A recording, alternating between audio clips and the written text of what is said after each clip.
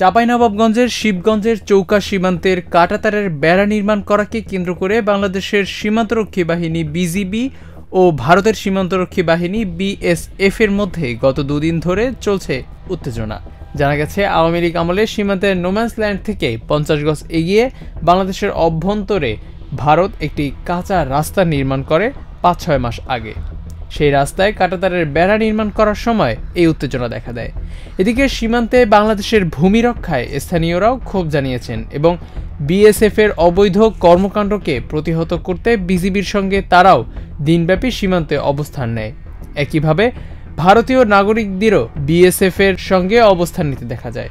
ঘটনার পরিপ্রেক্ষিতে সকাল থেকেই সীমান্তে অতিরিক্ত বিজিবি মোতায়েন করা হয়। বিজিবির sector commander colonel Imran Khan সহ ঊর্ধ্বতন কর্মকর্তারা ঘটনাস্থলে পরিদর্শন করে সেখানে অবস্থান করেন। স্থানীয় ইউপি সদস্য মোহাম্মদ কামাল উদ্দিন বলেন, সোমবার 6 জানুয়ারি সকাল 10টার দিকে শূন্য লাইনে কাঁটাতারের বেড়া দিচ্ছিল বিএসএফ। এ সময় বাধা দেয় বিজিবি। তখন থেকেই সীমান্তে উত্তেজনা চলছে।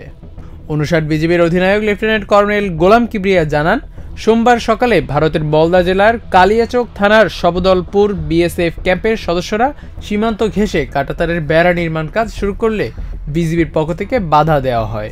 এ নিয়ে সোমবার বিকেলে উভয় পক্ষের মধ্যে পতাকা বৈঠক হলেও কোনো সমাধান হয়নি। মঙ্গলবার 7 জানুয়ারি আবার বিএসএফ এর পক্ষ থেকে ওই অবৈধ রাস্তার পাশে কাঁটাতারের বেড়া নির্মাণের কাজ শুরু করলে বিজিবি আবারও বাধা দেয়। এতে উত্তেজনা বাড়ে। তিনি আরও জানান, পরিস্থিতি এখন শান্ত থাকলেও উভয় বাহিনী সতর্ক অবস্থানে রয়েছে, তবে সাধারণ মানুষের ভয়ের কোনো কারণ নেই।